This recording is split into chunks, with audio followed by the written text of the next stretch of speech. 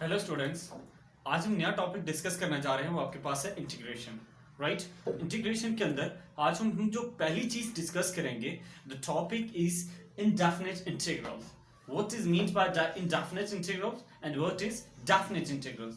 These are the two types of integrations. Number one is indefinite integral and second is definite integrals. Indefinite integrals. First we start with indefinite integrals. Right? आज हम देखते हैं कि भाई indefinite integral होता क्या है। तो चलिए देखते हैं indefinite integral का।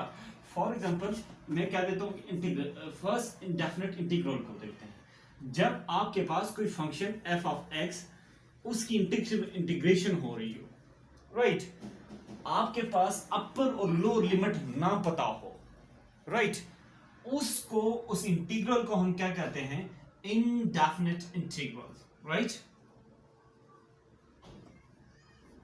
Got it. और अगर आपके पास डेफिनेट इंटीग्रल के अंदर you have some constant upper limit और lower limit f of x dx दिया हो, इसको हम कहेंगे that is known as definite integral. Right, that integral in which we know the upper and lower limit is known as definite integrals, while indefinite integral is that integral in which we don't know the upper and lower limit. Right, so this is the basic rules and this is the basic types of integration. Number one is indefinite integrals and number two is definite integrals. Right, अब हम start करते हैं। सबसे पहले हम लेते हैं indefinite integrals को और इसके कुछ रूल्स को देखते हैं कि इनके रूल्स क्या हैं। चलिए अब हम देखते हैं कि पावर रूल जो है पहला, जो आपका इंटीग्रेशन के अंदर how you can apply the rules of integration power rule on the variable term, that term in which we have some power variable having some power. Right, for example मैं कह देता हूं कि मेरे पास कोई फंक्शन है x की power n into D of x। तो रूल ये कहता है कि आपने इसकी पावर पर प्लस भी ऐड कर देना है और वही पावर के अंदर ऐड करके डिवाइड भी कर देना है।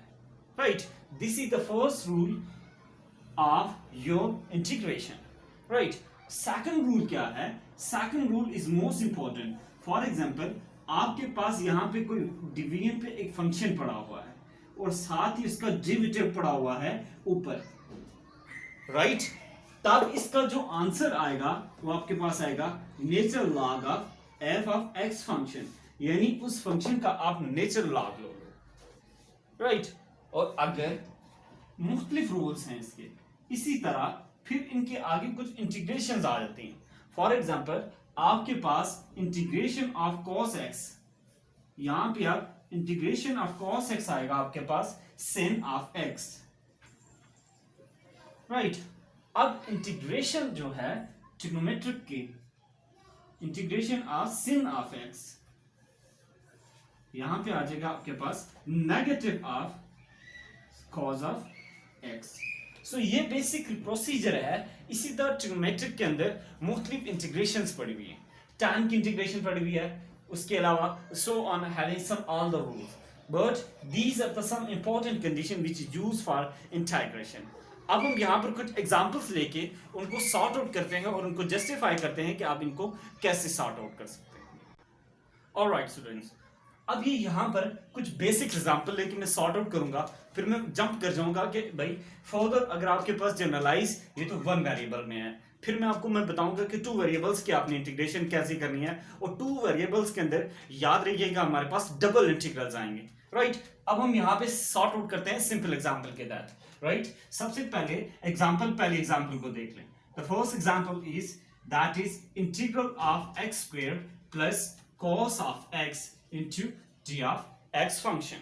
राइट, सो फर्स्ट आप इसको कैसे सॉर्ट आउट करोगे सॉल्यूशन के अंदर इसको देखिए हम क्या करेंगे। सबसे पहले हम सेपरेट इंटीग्रल अप्लाई करेंगे, x square into g of x plus integral of cos of x into g of x function. अगर आप रूल याद रखिए, प्रीवियस जो मैंने रूल अप्लाई किया था, यहां पे अब आपके पास क्या है, variable having some power 2, so we can apply it as 2 plus 1 divided by 2 plus 1, right? So अब यहां पर आपके पास क्या आ गया, cos of x function. So cos of x function की जो इंटीग्रेशन है that is sin of x function, right. तो आपके पास यहां पे क्या आ गया, x power 3 divided bye 3 plus sin of x। सो आपके पास फर्स्ट एग्जांपल की जो इंटीग्रेशन आ रही है वो ये आ रही है, राइट। अब हम यहां पर सेकंड एग्जांपल लेकर इसकी इंटीग्रेशन को सॉर्ट आउट करने की कोशिश करते हैं और what is the result obtained by this integration. Alright students, अब हम इस एग्जांपल को लें, इस एग्जांपल की हम इंटीग्रेशन करते हैं। आपके पास क्या है, 3 divided by 2 into d of x plus x power 1 by 2 into d of x function, right।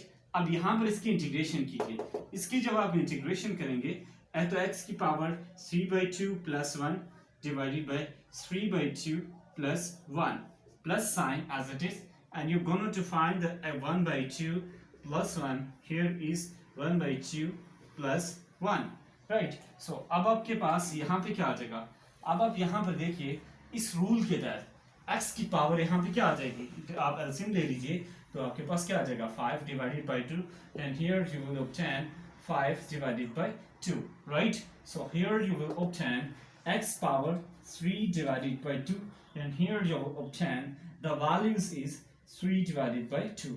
Reciprocal लें, नीचे आपके पास डिनोमिनेटर के अंदर x की पावर 5 डिवाइडेड बाय 2 आ जाएगा, जो आपके पास क्या हो जाएगा 2 डिवाइडेड बाय 5 हो गया, प्लस यहाँ पे आपके पास क्या आ गया x 3 डिवाइडेड बाय 2 और यहाँ पे क्या आ गया आपके पास 2 डिवाइडेड बाय 3। तो ये क्राइटेरिया है, आप इनडेफिनिट इंटीग्रल के अंदर इस एग्जांपल को ऐसे सॉर्ट आउट कर सकते हैं। अब हम चलते हैं थर्ड एग्जांपल की तरफ और इस एग्जांपल को सॉर्ट आउट करने की कोशिश करते हैं।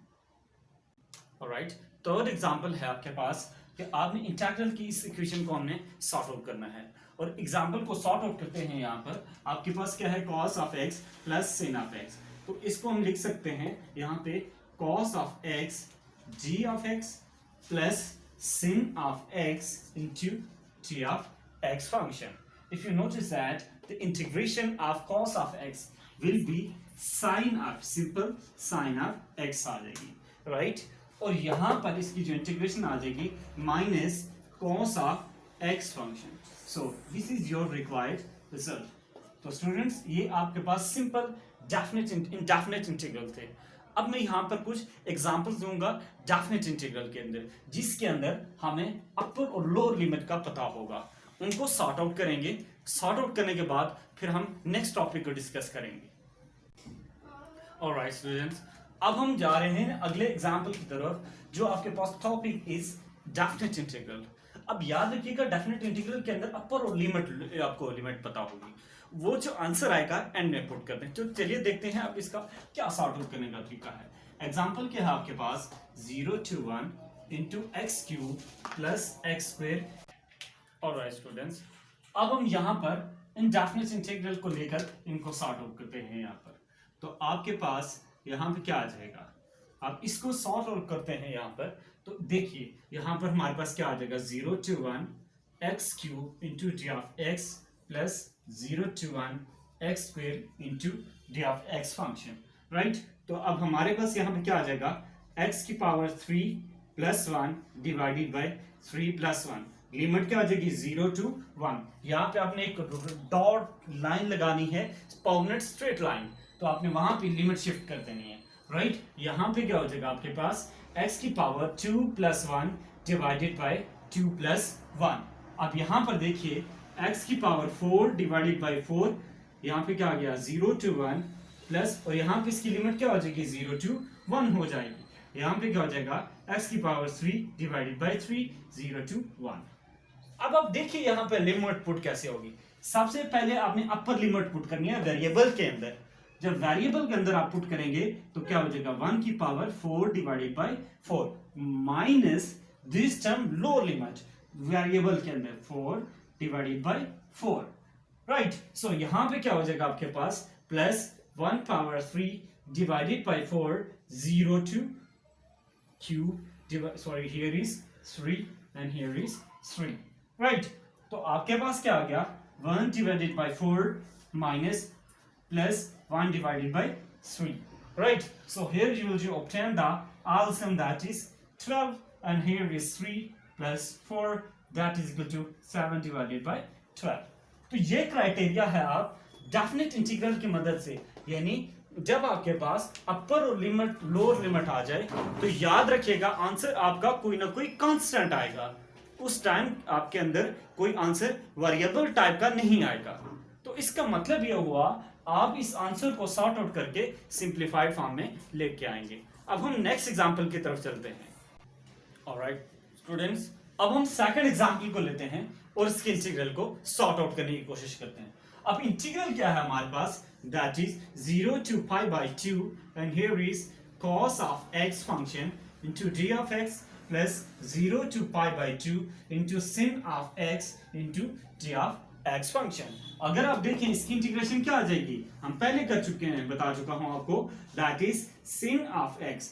तो 0 से pi by 2 आपकी लिमिट आ गई।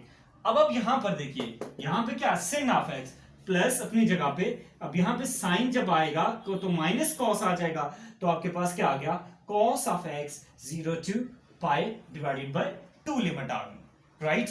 अब आप इस पे अपर लिमिट पुट कीजिए और इस पे ही लोअर लिमिट पुट कीजिए, तो पुट करते हैं यहां पर, that is sin pi divided by 2 minus sine of 0, यानी upper limit minus lower limit of function, right. So यहां पे क्या हो जाएगा, माइनस अपनी जगह पे, तो यहां पे हम पुट कर लेते हैं cos pi by 2, cos pi divided by 2 minus cos of 0, right? So here if you notice that sin pi by 2 is 1, so it means that you obtain the value 1 and sin 0 is 0, and here you obtain the cos pi by 2, that is 0, and here you will notice that already you know the value of cos 0 is 1, minus into minus plus, so here is 1, that is equal to 2। तो ये आपके पास answer आ गया आपके पास second examples का, जिसमें आपके पास अपर और lower limit आप काफी इंटीग्रल की गिवन हो। अब हम थर्ड एग्जांपल लेकर इसको सॉर्ट आउट करने की कोशिश करते हैं। ऑलराइट स्टूडेंट्स, अब हम थर्ड एग्जांपल को लेकर इस डेफिनेट इंटीग्रल को सॉल्व करने की कोशिश करते हैं। तो आपके पास क्या आ गया, 0 to pi x into d of x function plus 0 to pi sin of x into d of x function, right? अब आप यहां पर सबसे पहले इसकी इंटीग्रेशन कीजिए। जब आप इसकी इंटीग्रेशन करेंगे तो 1 plus 1 divided by 1 plus 1, 0 to pi आपके पास लिमिट आ गई। अब आप इसकी इंटीग्रेशन करें। जब आप इसकी इंटीग्रेशन करेंगे तो मैंने आपको बताया था इसका आंसर क्या आ जाएगा, negative of cos of x function 0 to pi limit आ गई। अब आप इसके अंदर लिमिट पुट कीजिए तो ये आपके पास क्या आ जाएगा, हम इसको लिख सकते हैं x square divided by 2 0 to pi, यहाँ पे क्या आ जाएगा, minus cos of x 0 to pi आ गया, राइट। अब यहाँ पे लिमिट पुट करें, अपर लिमिट माइनस लोअर लिमिट, तो यहाँ पे क्या आ जाएगा, पाई स्क्वायर डिवाइडेड बाय 2। जब इस पे लोअर लिमिट पुट होगी ऑब्वियस है ये 0 हो जाएगा। इस पे देखिए क्या होगा, माइनस अपनी जगह पे cos pi minus cos of 0, right. So अगर आप यहां पर देखिए पाई बाय स्क्वायर अपनी जगह पे, राइट, माइनस, अब cos पाई होता है -1, राइट, तो cos क्या हो गया, तो वो -1, राइट, और यहां पर cos 0 क्या होता है 1, तो वो क्या हो गया आपके पास 1 हो गया। अब ये माइनस सेपरेट कीजिए, ये वाला क्या हो जाएगा प्लस और ये भी क्या हो जाएगा प्लस, तो आपके पास क्या आ जाएगा, पाई डिवाइडेड बाय 2 प्लस, तो यहां पे क्या आंसर है, आंसर आपके पास 2 आ गया। तो आंसर इसको अगर आप फर्दर सॉर्ट आउट करना चाहते हैं तो आपके पास क्या हो जाएगा, पाई प्लस 4 डिवाइडेड बाय 2। तो ये वे आप किसी क्राइटेरिया के तहत इंटीग्रल को सॉर्ट आउट कर सकते हैं। अब मैं नेक्स्ट टॉपिक की तरफ चल रहा हूं, डबल इंटीग्रल की तरफ। अगर ये डबल इंटीग्रल आपके पास कब अप्लाई होता है और किस केस में अप्लाई होता है। ऑलराइट स्टूडेंट्स, अब जो चीज हम डिस्कस करना चाह रहे हैं, नेक्स्ट टॉपिक है आपके पास डबल इंटीग्रल का। अब डबल इंटीग्रल जो है वो आपका किस केस के अंदर यूज होता है और कब यूज होता है। याद रखिएगा, डबल इंटीग्रल तब यूज होता है जब आपके पास कोई function f of x function जो दो वेरिएबल्स पे डिपेंड कर रहा हो। I'm going to repeat this word again. Double integral is used when the function is depends on more than two variables, right? Yeah, multiple integrals used when function is depends on more variables, more than variable, one or more than variables, right? So first we're going to check how you can denote in the form of integrals. तो तब आपको इस integral को अब denote कर सकते हो, double integral आएगा, f of x फंक्शन आएगा, dx dy आएगा, राइट? या तो आप नोटेशन एक इस तरह से लिखा जाएगा, जब dx आएगा तो इसकी लिमिट जो होंगी वो dx की होगी. जब dx आ रहा है, दूसरी बात, dx आ रहा है तो सबसे पहले इंटीग्रल x के लिहाज से होगी. अगर dy बाद में है तो इसका मतलब है कि फिर इंटीग्रेशन करेंगे हम dy फंक्शन की, राइट? तो अगर फंक्शन आपके पास इस केस के अंदर हो f of x function dy dx, it means that you will integrate this function first with respect to y, then with respect to x. तो ये क्राइटेरिया है डबल इंटीग्रल के केस का. I'm going to repeat my words again. If you have the function in two variables, then the integral will be double integrals, right? Then this automatically change. It doesn't matter. Maybe it dx first come, maybe dy first come. If dy first come, it means that function is going to integrate with respect to y first. Then you secondly will integrate with respect to x function. This is the minor difference. This you can choose it according to your mindset. Now I'm going to choose some examples and sort out all these function of double integral. Let's start and choose some examples. Alright students, अब हम यहाँ पर double integrals की कुछ example लेते हैं. अगर आप नोट करें, फर्स्ट एग्जाम्पल के पहले dx पहले आ गया, dy बाद में आ गया. अब इस केस के अंदर dy पहले है और dx बाद में है. अब हम सबसे पहले फर्स्ट एग्जाम्पल को लेते हैं और इसको सॉर्ट आउट करते हैं कि हम इसकी इंटीग्रेशन कैसे कर सकते हैं. तो इंटीग्रल क्या है आपके पास, that is x square y g of x into g of y, right? Now I'm going to integrate this function.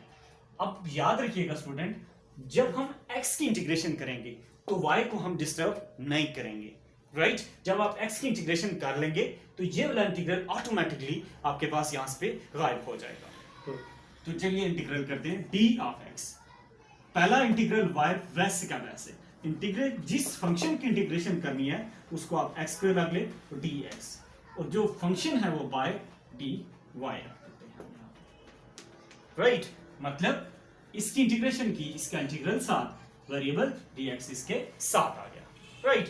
तो इसको वैसे का वैसे लिख लीजिए, इसकी इंटीग्रेशन कीजिए तो x की पावर 2 + 1 डिवाइडेड बाय 2 + 1, राइट? और यहां पर आपके पास क्या आ गया, y dy आ गया. Got it? अब यहां पे क्या आ जाएगा, x power 3 divided by 2 y dy आ गया. अब याद रखिए यहां पर y है तो इसका मतलब है कि अब इसके हम इंटीग्रेशन नहीं करेंगे, तो हम इसको पहले ले लेते हैं, x power 3 divided by 2 integral of this function y dy आ गया आपके पास. यहाँ पे आप ब्रैकेट लगा दीजिए. अब आप इसकी इंटीग्रेशन कीजिए तो आपके पास क्या हो जाएगा, x power 3 divided by 2, here is y power +1 divided by 1 + 1. तो इसका मतलब क्या हुआ, आपके पास क्या है, x power 3 divided by 2, y power 2 divided by 2. Sorry, if you notice that here I have done a little mistakes. There is 3, here is 3, here is 3, here is 3.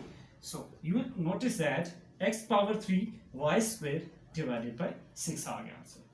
तो ये फर्स्ट इंटीग्रल है, आप फर्स्ट इंटीग्रल का answer यूं निकाल सकते हैं. अब हम सेकंड एग्जांपल की तरफ चलते हैं और सेकंड एग्जांपल को लेकर इसकी इंटीग्रेशन करें. ऑलराइट, अब हम सेकंड एग्जांपल को लेते हैं. इस क्राइटेरिया पहले में हमने क्या था, dx dy था, यहाँ पे dy और dx आ जाएगा.